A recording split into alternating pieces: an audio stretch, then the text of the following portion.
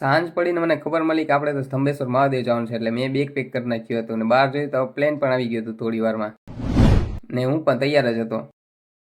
પછી મેં બેગ લીધું અને થોડો તૈયાર થયો ને પછી બહાર નીકળ્યો તો પાછું પ્લેન ટર્ન મારીને આવી ગયું હતું. પછી ફેમિલી બેસી ગયા ને અમે નીકળી ગયા હતા.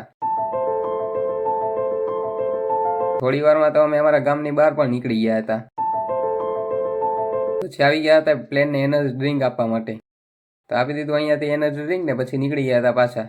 થોડી વારમાં તો હાઈવે ઉપર જ ચડી ગયા હતા. પ્લેન અમારો ફાસ્ટ ચાલતું હતું.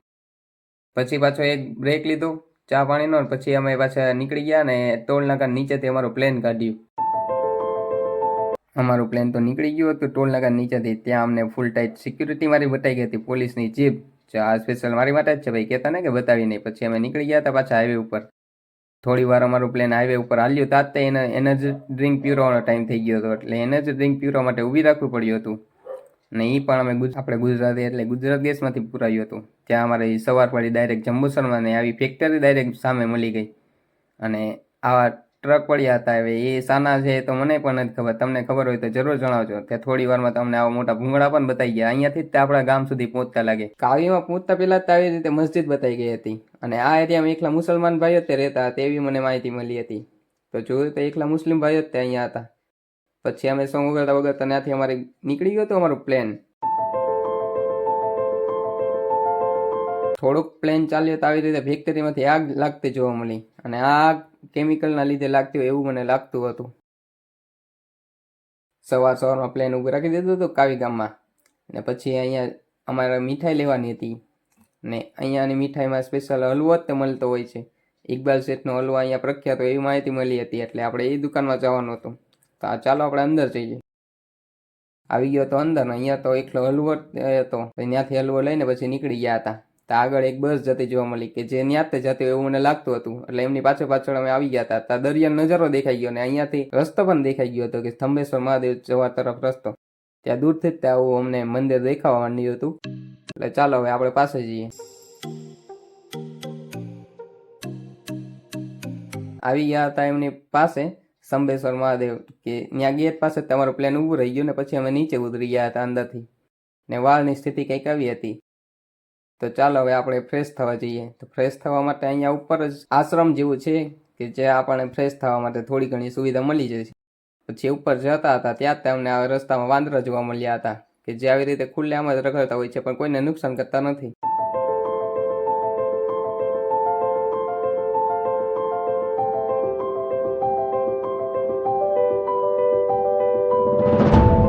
અહીંયા તો આવી ગયા હતા પણ હવે કઈ નાવા માટે સુવિધા હતી નહીં, એટલે હવે હાથ પગ ધોઈને તે કામ ચલાવવું પડશે. અહીંયાથી ફ્રેશ થઈને અમે નીકળી ગયા હતા પાછા નીચે તરફ જવા માટે. તો ચાલો હવે આપણે દર્શન કરવા જવાનું છે. તો એની પહેલા પપ્પા કે અહીંયાથી પ્રસાદ લેવો છે, એટલે પ્રસાદ લેવા અહીંયા ઊભા રહી ગયા હતા.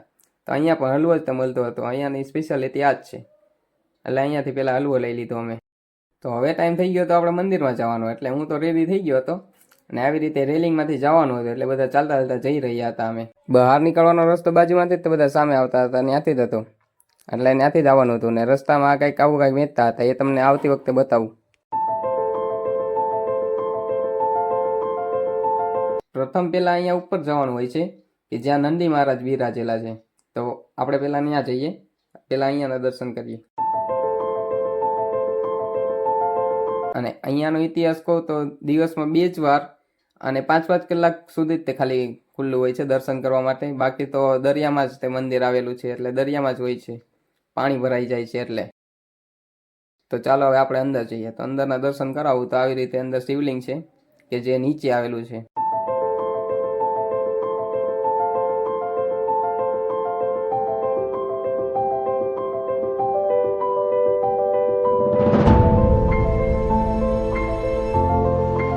હવે હું તો દર્શન કરીને આવી ગયો હતો ઉપર. પછી હવે બીચનો નજારો જોવા લાગ્યો હતો હું.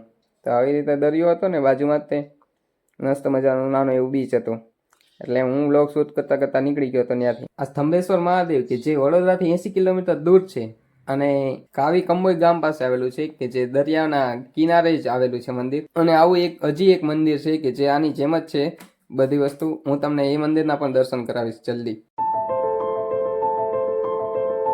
અહીંયાથી નીચેથી ચાલતા તેમને આવું બધું જોવા મળ્યું હતું કે જે અંદર આવી રીતે વેચે છે, કે મૂર્તિ હોય છે અને આવી બધી વસ્તુ હોય છે કે હાથમાં પહેરવાનું, ગળામાં પહેરવાનું. પછી બહાર નીકળતાની સાથે જ મને બસ જોવા મળી ગઈ હતી કે જે એક બસ આવતી હતી ને એક બસ જતી હતી. જો તમને ઘોડી સવારનો શોખ હોય તો તમને એ પણ અહીંયા બીચ ઉપર જ તે મળી જવાનું. પછી અમે ત્યાંથી દર્શન કરી લીધા હતા. હવે બીચનો નજારો જોવા માટે અમે આવી ગયા હતા. તો બીચના નજારામાં તો આવું જ હતું, બહુ ખાસ હતું નહીં. જોકે અમને તો બહુ ખાસ લાગે નહીં, કેમ કે દરિયા કિનારે રહી એટલે. અને અહીંયા ચા અને મેગી મળતી હતી, તો અમે ચા અને મેગી લેવા આવી ગયા હતા. કે જે બીચ ઉપર જ આવી રીતે બધી સ્ટોર હોય છે ને એમાં જ મળે છે. ને અહીંયા તો આવી રીતે બસ પણ 2-3 આવી ગઈ હતી અને આટલી ગાડીઓ પણ પડી હતી. ને આ ભાઈ આજે સ્ટોર ખુલ્લી જ હતી કે જ્યાં પણ આવું જ બધું મળતું હતું, ગળામાં પહેરવાનું, હાથમાં પહેરવાનું. પછી અમે ભેળ અને ચા સવારમાં પી લીધી ને બહુ તડકો થઈ ગયો હતો એટલે મેં આવી રીતે ચશ્મા અને ટોપી લગાવી લીધી હતી. પછી ચાલતા ચાલતા અમે નીકળી ગયા હતા ત્યાંથી. તો આ જમણી બાજુ હતી મંદિરની કે જ્યાંથી આવી રીતે નજારો બતાતો હતો. ત્યાં રસ્તામાં અમને જોવા મળી હતી ઘોડાગાડી. પછી અમે આવી ગયા હતા મેરડી માતાના મંદિરે કે ત્યાંથી થોડું જ દૂર હતું. તો અંદરના તમને દર્શન કરાવું તો આવી રીતે મંદિર છે.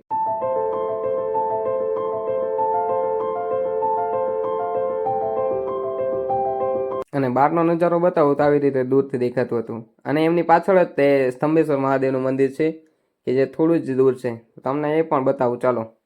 તો આટલું જ દૂર હતું. ત્યાંથી અમે ચાલતા ચાલતા જ આવ્યા હતા. અહીંયા દરિયાનું પાણી આવવાથી અહીંયા નીચેનો ભાગ ખવાઈ ગયો હતો. પછી અમે ઉપર જવા લાગ્યા હતા અને આવી ગયો હતો અમારો પ્લેન. તો પ્લેનમાં બેસીને અમે નીકળી ગયા હતા. હવે બીજે ક્યાં જશું એ તમારા આગલા વ્લોગમાં જોવું પડશે. તો જલ્દી સબસ્ક્રાઈબ કરી લે મારી ચેનલને.